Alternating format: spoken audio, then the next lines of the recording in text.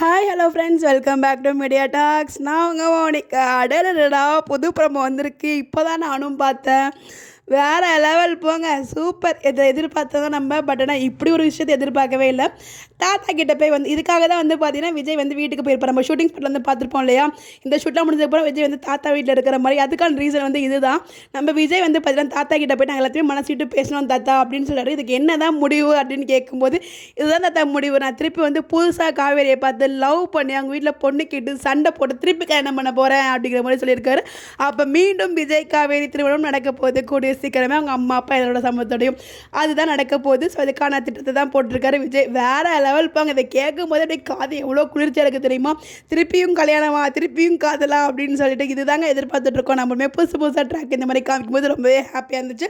Promo கண்டிப்பாக இதுவாச்சும் ட்ரெண்டிங்கில் வைக்கணும். பிகாஸ் ப்ரீவியஸ் ப்ரோமோ ட்ரெண்டிங்கில் ஆகும் எதிர்பார்த்தா கடைசியில் பாக்கியலட்சுமியோட ஒரு இனியோட ட்ராக் வந்ததுனால அது ரொம்ப ஹை வோல்டேஜ் ட்ராக்கில் போய் அதுதான் ட்ரெண்டிங்கில் இருந்துகிட்டே இருந்துச்சு. ரொம்ப 2-3 சீன்ஸ் ட்ரெண்டிங்கில் இருந்துச்சு. பட் ஆனால் பார்த்தீங்கன்னா இந்த ஒரு சீன் கண்டிப்பாக ட்ரெண்டிங்கில் இருக்கும்னு எதிர்பார்க்குறேன். பாப்போம் என்ன நடக்குது அப்படின்னு சொல்லிட்டு. ஸோ நீங்கள் ப்ரோமோ பார்த்தீங்களா அப்படின்னு சொல்லிட்டு கருத்துக்களை மறக்காம கமெண்ட்டில் ஷேர் பண்ணுங்கள். அடடடா, வேறு லெவல் ப்ரோமோ போங்க. யாரெல்லாம் எதிர்பார்த்தீங்க அப்படின்னு சொல்லி மறக்காம கமெண்ட்டில் சொல்லுங்கள். Bye bye.